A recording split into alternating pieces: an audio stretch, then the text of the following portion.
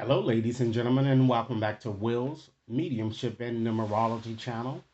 If you're new to my channel, I certainly appreciate both your viewership as well as your subscriptions. Okay, so today I'm going to be giving another mediumship interview, and our special guest today is the one and only Mrs. Judy Garland. Okay, and Garland is widely known, ladies and gentlemen, for her role as Dorothy Gale in The Wizard of Oz. I'm sure that many of you didn't have, in fact, seen it at some point in your life.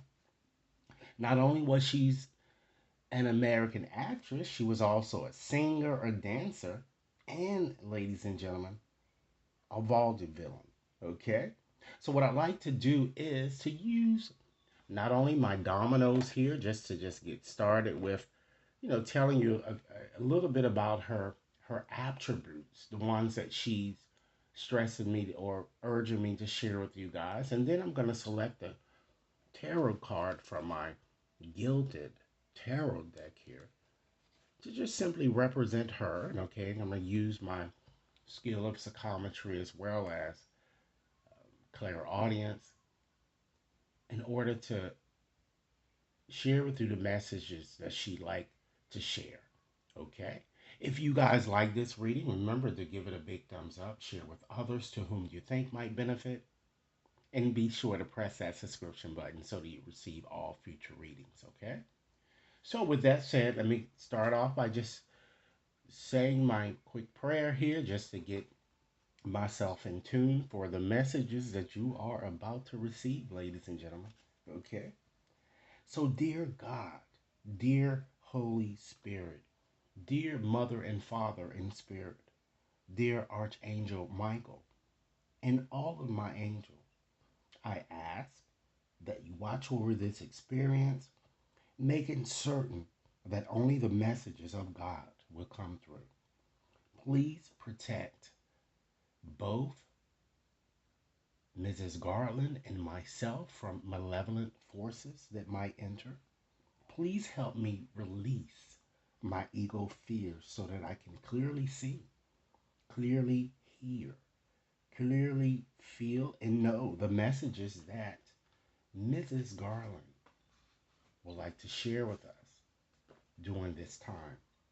I only ask that the highest of messages, God, comes through in this channeling session. Okay? So, what I'm going to do now, ladies and gentlemen, is just that I'm going to go in and just have Mrs. Garland, because she's presently with us here.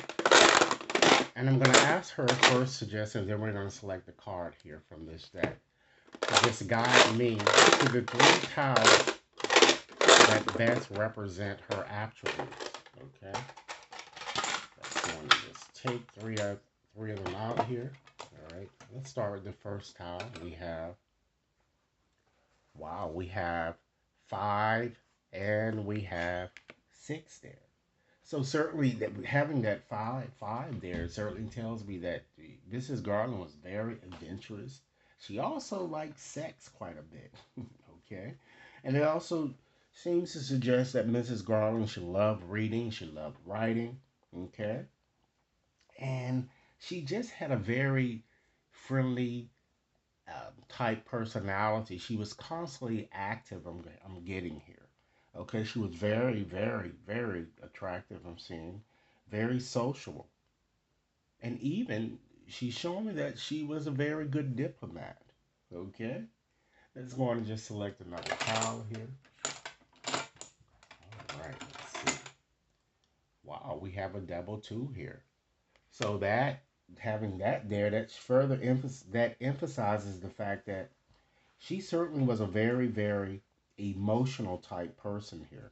Very emotional, okay? Even to the point, ladies and gentlemen, that her feelings were easily hurt here that I'm seeing here, okay? I feel too that it looks like that when she crossed over, I'm getting she connected with people who may have gone on before her. It looks like she connected with a lot of friends that I'm getting here that she's showing. Okay, let's go on and just select another tile here. Wow, we have another two here. So that certainly further emphasizes the very sensitive side of her. Okay, and then we have that four there. So she certainly was, in fact, interested in things of the ordinary. She was interested in new age type things, things that really couldn't be explained. She was also interested in solidarity, you know, structure, kind of, really setting a solid setting or establishing a solid foundation for not only her family but also for friends whenever she um, was able to do so. Okay, so let's just add up all of these numbers here and see if we derive a number that we've yet spoken about. So we have the 6 here, the 4, that's 10, all right. Then we have 17, and then we have 4 more, so that's 21. So that's 3 here. So that, kind of shows here or just adds more to the fact that I see her being more materialistic than really a spiritual type person here, and she liked to. It seems like she loves to investigate things or investigate matters. She just didn't just leave things hanging here. She always wanted to know the reason why things may have occurred the way they had occurred here. So I'm just gonna put these aside here, ladies and gentlemen, and now I'm going to go in and just select the card that I feel is most appropriate when channeling her here. And the card that comes to mind here, I'm going to go in and just select the Empress. I think that would be a very good card here. And then we're just going to ask a few questions. And keep in mind, ladies and gentlemen, if you like this reading, be sure to give it a big thumbs up. Share it with others to whom you think might benefit, and be sure to press that subscription button. So the relevant card that we're looking for is the Empress. Let's see here. All right, Spirit, where is the Empress card? All right, let's see here. Oh, here it is. All right. So let's see what she has to say, ladies and gentlemen. All right. So the initial impression that I'm picking up here is that she's telling me more about her quality. She was very methodological,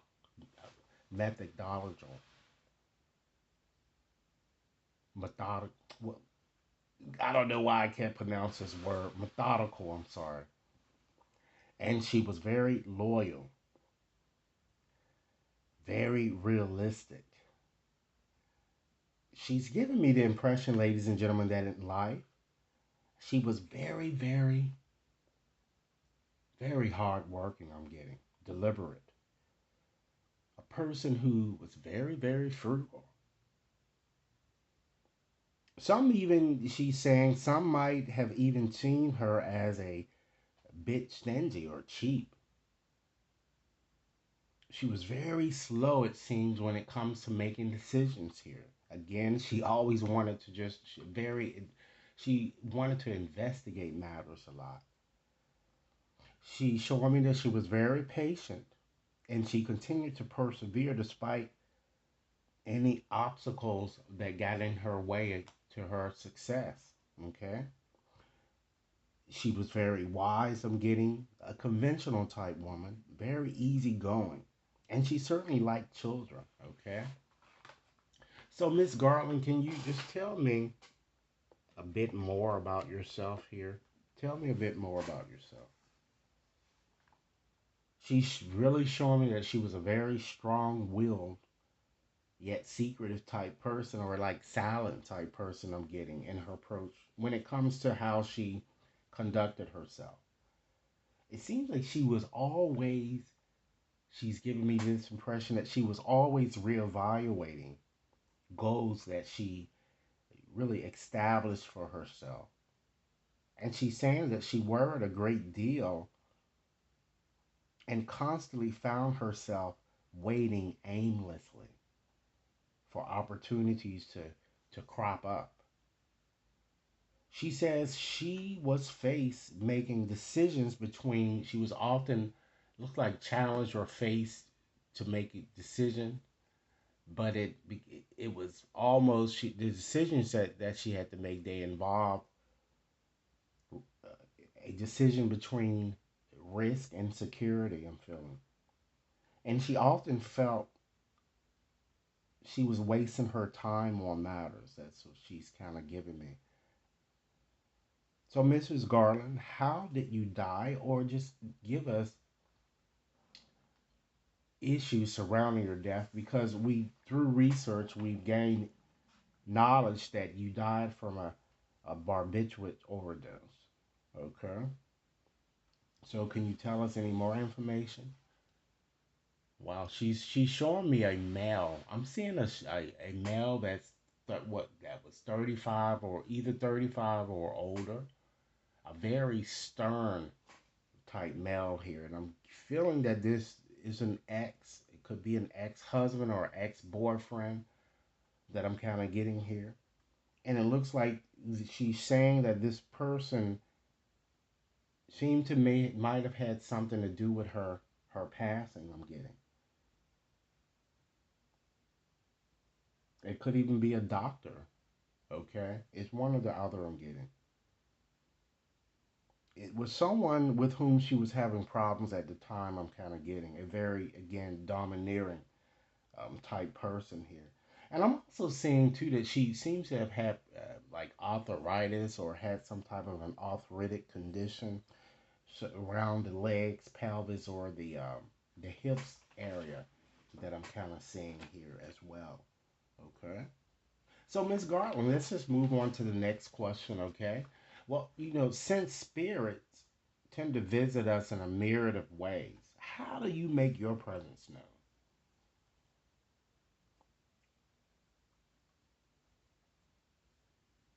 She says she comes often because she wants to kind of give people the clarity that she really didn't feel she had while living, particularly legal clarity, okay? And she's a very communicative type woman here, all right? And she's always challenging or channeling advice to her relatives, particularly when they are, really just striving for peace of mind here, that she's kind of saying to me. Is there anything else that you would like to add or say here? Okay. She's certainly showing me that she was definitely a dreamer, even potentially a gambler, and allowed, she's saying that she allowed her addictions to kind of get the better of her, so much so that it kind of caused her financial finances to dwindle. Okay. And she's saying that prior to her death, ladies and gentlemen, she lacked focus. And she was heavily, and she's showing me that she was using either drugs or alcohol, something she was doing incessantly, too much. And the reason why she was doing it is she was doing it as a way to escape the pain that she was feeling here.